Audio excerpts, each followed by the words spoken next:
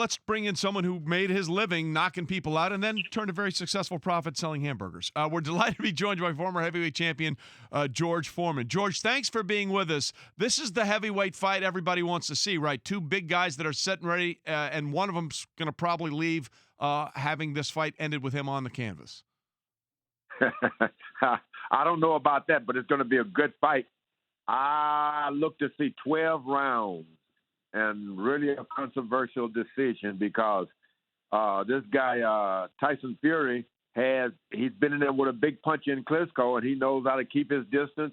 Last time he wasn't so fortunate, but this time I think he can go out 12 rounds and win it.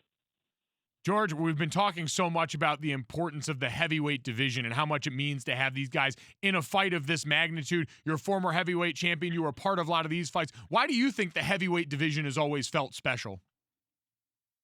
Because it's the land of the giant. Bigfoot.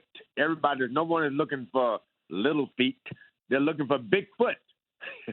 and this is about Bigfoot. This is the heavyweight, probably the third best rematch in the history of boxing right now. Well, listen, with that in mind, because these are big fighters with big punches, why do you think it's going to go the distance? Because we just had Andre Ward on, and he's predicting an early knockout in this fight.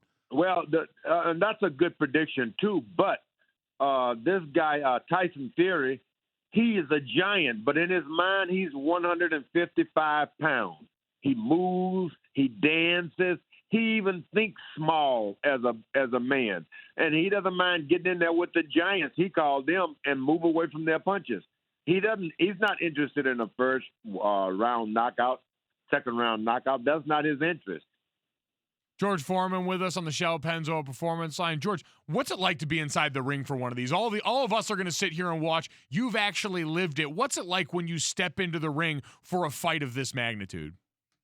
Well, the fight, nothing happens until you walk out that dressing room. When you walk out that dressing room, you can feel the electricity and the excitement in the crowd. You feel it, and it overtakes you.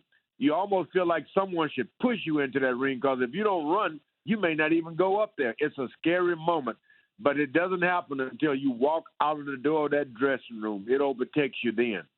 George Foreman with us, of course, won a gold medal in the Olympics in boxing. Of course, a heavyweight champion several times over. George, you threw some incredible punches in your career.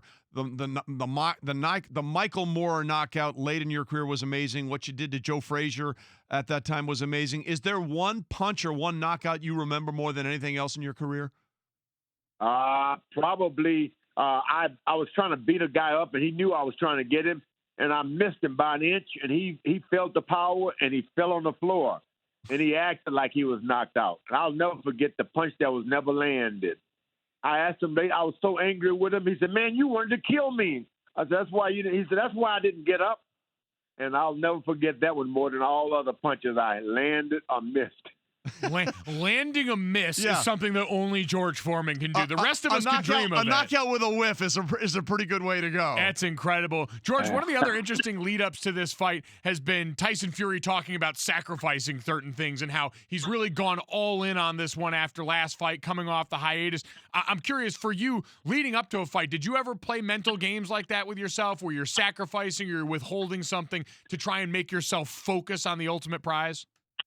Not at all. I was that nervous about boxing that all they would have to do is stand on the dotted line, and I became nervous, scared. The only one time I got into the ring was in Africa against Muhammad Ali.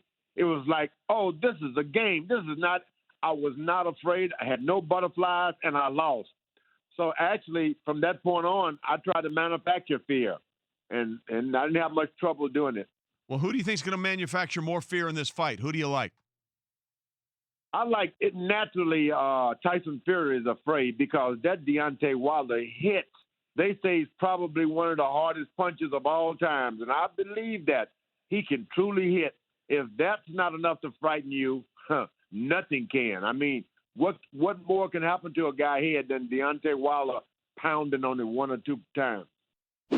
Thanks for watching ESPN on YouTube. For more sports highlights and analysis, be sure to download the ESPN app. And for live streaming sports and premium content, subscribe to ESPN+.